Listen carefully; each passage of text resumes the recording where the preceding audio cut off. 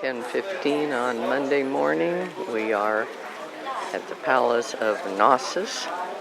We got here early before it got crowded. I don't know that that's possible. And it rained earlier this morning.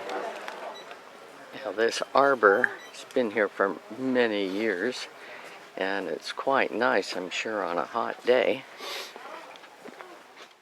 Palace of Knossos is the largest of all the palaces in Crete. It's surrounded by an extensive city. The palace was built on a low hill where two streams meet.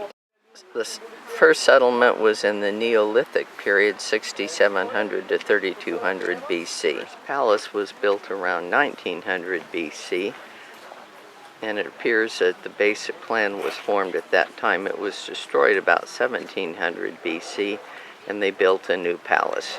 Two round pits here. They haven't decided what they were used for. Either they were rubbish dumps or maybe they stored grain.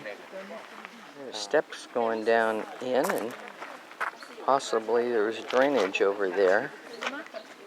This is the west porch. It was a roofed area opening onto the court, supported by one column, of which part of the gypsum base remains. The east wall was decorated with a bull leaping fresco, and there was a small guard room in the back. There are parts here that have been restored, and I'm sure that's one of them. This is the South Propylaeum, and it's been restored.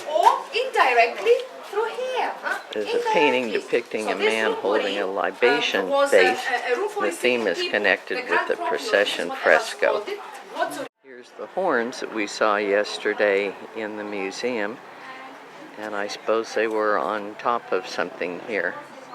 This is the south entrance, the corridor with the Prince of the Lilies fresco. It's very eroded, and one can only see foundations on tiered levels. At the bottom, a tower-like projection is all that remains of the south entrance. The reproduction of the fresco they found here, they only found a few fragments, but they could figure it out. The west wing, this is largely reconstructed. The area left of the stores has been identified as a shrine. Remaining areas behind the shrine are thought to have been connected with the sanctuaries of the palace. The depressions in the floor are said to indicate that these rooms were used for libations. In another room, there's two large rectangular stone-built repositories sunk into the floor, full of clay vases and valuable objects. Seems to be quite a line here to go inside, so it seems to me like a good idea to get in line. Into the throne room. It's the antechamber of a complex of rooms. The name comes from the stone seat found in the room behind the antechamber.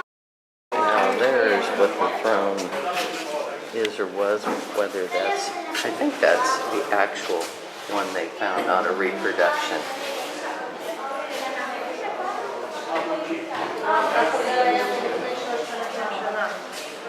The grand staircase is considered one of the masterpieces of Minoan architecture.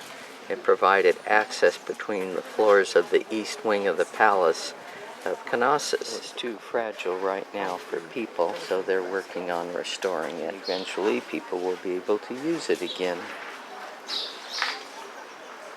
Several floors here, and this goes way down. You can see an entrance to a room or a corridor down there. There's some frescoes back in there. It's almost impossible to see, and that area is closed for reconstruction. Central court, it's 50 by 25 meters. It's an architectural element common to all Minoan palaces. The court connects the different wings with one another. There was also direct access from outside the palace. Part of the paving is preserved in some corners, and there's drainage for rainwater. It's thought that the area was used for meetings and rituals.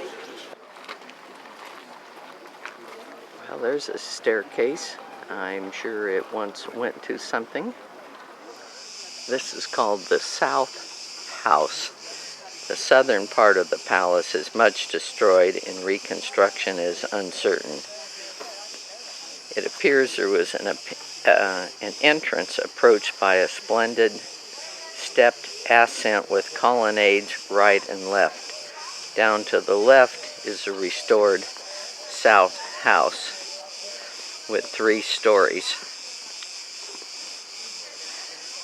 Here's this south entrance and the street and the 3-story house here that was an entrance to the palace complex. I discovered this camera crew is from the Czech Republic and they're doing a TV documentary. I think this is the Queen's mega run.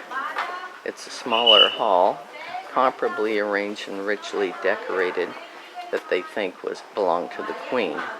Fragments of frescoes with dolphins and dancing ladies were found. Here's the dolphins in here.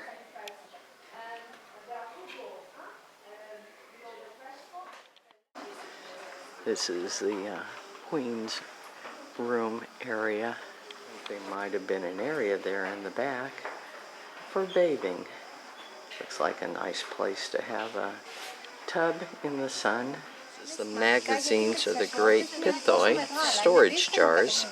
These magazines are one of the oldest part of the palace.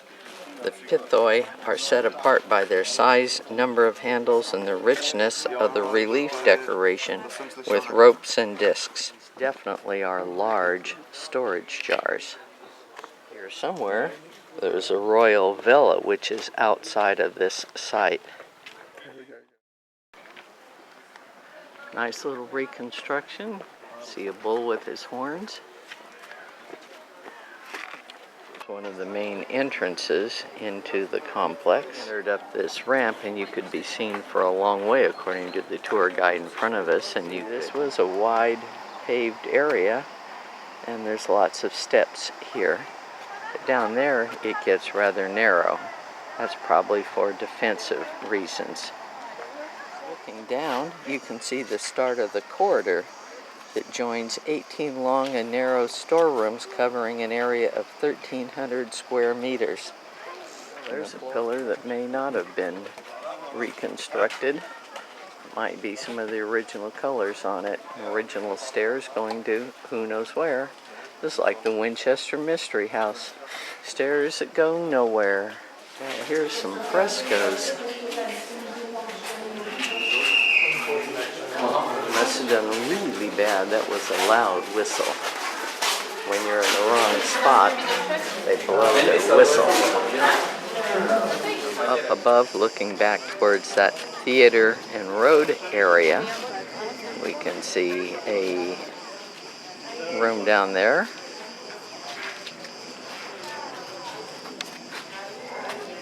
Over there, that wall had the bull painting fresco on it. And in the distance are olive groves and a few little farms scattered on the hillside. Well, the great staircase and the upper floor to which it leads are largely Evan's creations. There was a shrine, the tri-columnar shrine in its treasury.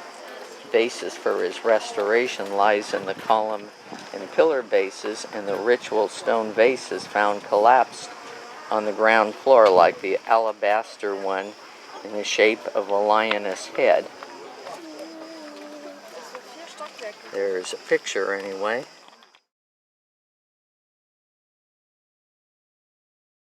To come early in the morning and we were here before 10, and here these people are at noon and they've got a huge big line just to get in. We had no line. There's a phone booth. I saw these in Malta too. They don't take money anymore. They just take cards. That's right across the street from the palace. We have souvenir shops with lots of other assorted things for people to take home. I don't see any genuine fake watches though. We found those at Ephesus.